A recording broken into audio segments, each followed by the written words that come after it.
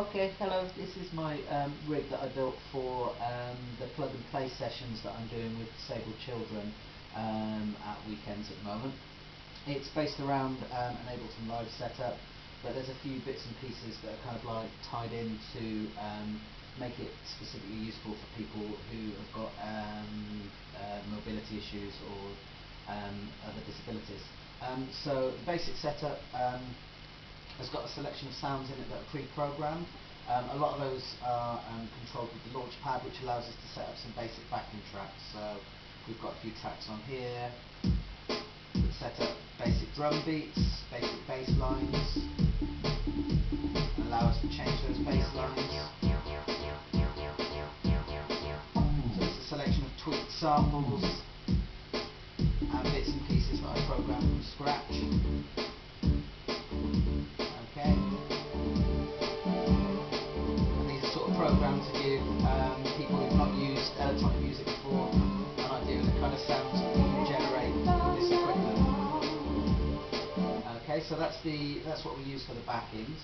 And then there's a few bits and pieces that we've got tweaked in there that are specific for people who've got issues with movement. So for instance, there's a K oscillator which is rigged into this as well, which is a synth that you can play with a single finger with a range of various sounds that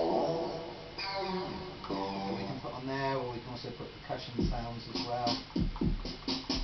So you don't need to have much skill with that one, you can just play that with a single finger, so that's why that one's particularly good. And also drum pads as well, we've got fired off. We can record our own sounds into that because it's an Ableton, so we can make our own percussion sounds. And we've also got a few comedy ones in there as well.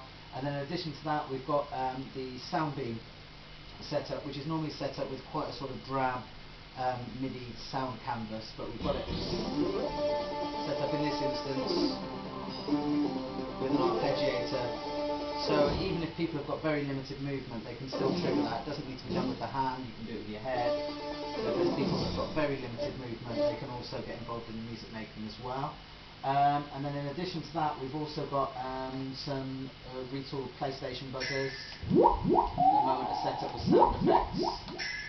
We've got a little script in there called Joy to Key, which allows me to also use that to control Ableton as well. All of that's then running through a multi-channel sound interface, which has got 8 channels, which means that I can easily plug 8 microphones in and have those running into the sound as well. In addition to that, I've got another Soundbeam that I use with slightly bigger groups, and we've also got a guitar that's all got custom tuning and runs into effects as well. So regardless of what kind of abilities the people who come to the workshops have got, whether they've got any musical skill at all, then we can involve them in the workshops that way. Or if they've got virtually no musical skill or hardly any motor skills, then we can still get them involved in the music making process. There's pretty much anything from people who've got full motor skills to people who can only move very, very slightly. Yeah, and so that's basically the whole rig we've got there.